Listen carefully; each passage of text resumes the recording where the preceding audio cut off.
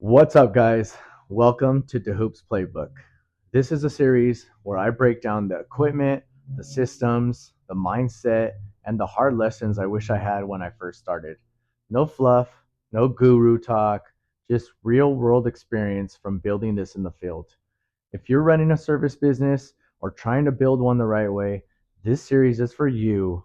Let's get into episode one.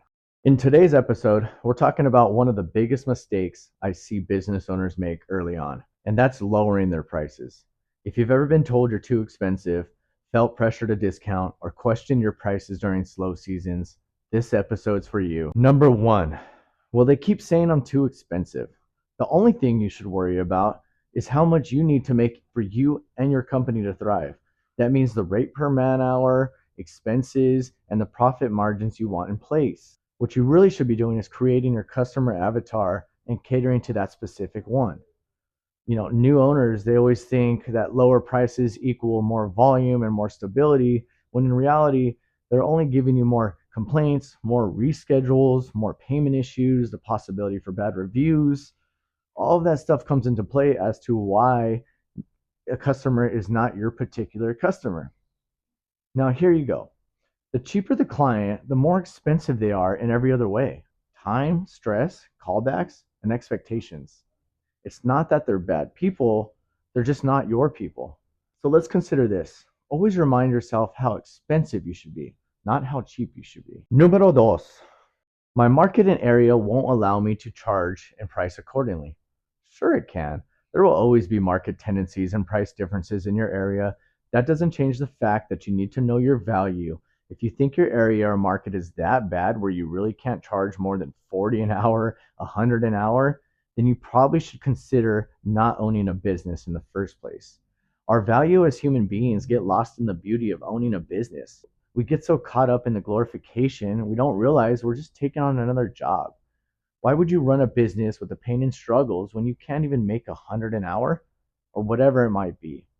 People don't compare your prices to other businesses. They compare your prices to what category they think you're in.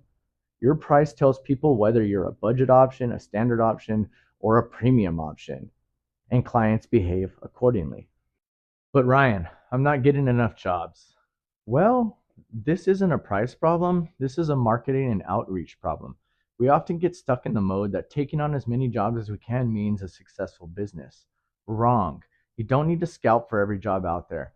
And back to my first point on this topic, you most certainly don't want the bottom feeders trying to save money all the time. You're looking for clients who understand value. If you aren't finding those clients, then you aren't focusing on the right aspect of your business. Instead, be still in your business. Understand that higher ticket jobs are better. The saying goes, one job at $1,000 is much better than 10 jobs at 100. Yeah, but Ryan, it's in the middle of December in the winter season. Yeah, which probably means it's a slower period for almost everyone. That doesn't mean you need to change your entire pricing structure. What you should focus on is different services to offer during your slow season: Christmas lights, rain gutter cleaning, snow removal. All of these services can be a great fill in, if not more lucrative than the service you provide during the year. This is also a time where you reflect, you work on yourself, and you start creating systems for your business. What does that mean? Putting everything down into one simple sheet that explains to someone how your business should operate. Join a chamber of commerce. All of these things are seeds that will make your garden plentiful in the future. Everyone wants to see immediate success. We want a tree of money, not just weeds. My crews don't have work today, and that's okay. We prepare for these specific seasons, so when they do come, it's part of the process. And when they don't come, that means we really laid out the seeds the year before. This is a time where I get to dig in and really build what matters most for a business to thrive. And at the end of the day, you're going to do what you need to, right? I remember years ago, I got onto Uber and Lyft just during these slow couple months because I was going to make sure that I provided for my family and took care of the bills that I needed. So don't always feel like you have some sense of pride that you have to keep up with. In the time being, you got to do what you got to do and hopefully focus, grow, and learn so that you don't have to do those things again. Yeah, but I'm just starting out, Ryan, and I need to build my client list. Absolutely, as you should.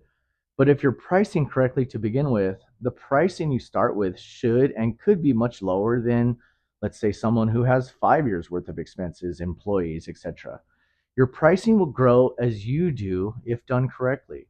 This is why it's so important to start with knowing what your man hour is, knowing what needs to be in order to take care of your business. Take it from me, someone who took years to understand these numbers. Look at what happens if you start low. You lock yourself into bad habits, you build systems around those margins, you can't afford help, you can't invest into equipment or marketing. If you're only focusing on what takes care of you and not so much the business, then you're going to starve the business out. And let's get down to the bottom line. If your pricing doesn't allow growth, you didn't start a business. You created a job with more risk. Pricing isn't about being expensive, it's about being sustainable. If your prices don't allow you to grow, rest, hire, and improve, you don't have a pricing problem. You have a business model problem. Well, that's it for episode 1 of DeHoop's Playbook. I hope that these are things that you can really consider as you're starting your business, or even if you're just reconsidering things in your business.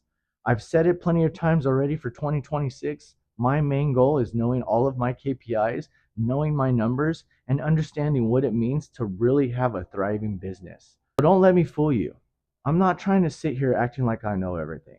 In fact, most of the time when I share this kind of stuff, it's because I'm learning myself. Let's grow together. Let's get together. Let's work together. Please give me a like, a share, or comment down below if you feel like any of this was valuable to you. You can always look out for me on all of the social media pages under Ryan_DeHoop and take a look for episode number 2 of DeHoop's Playbook. Peace out.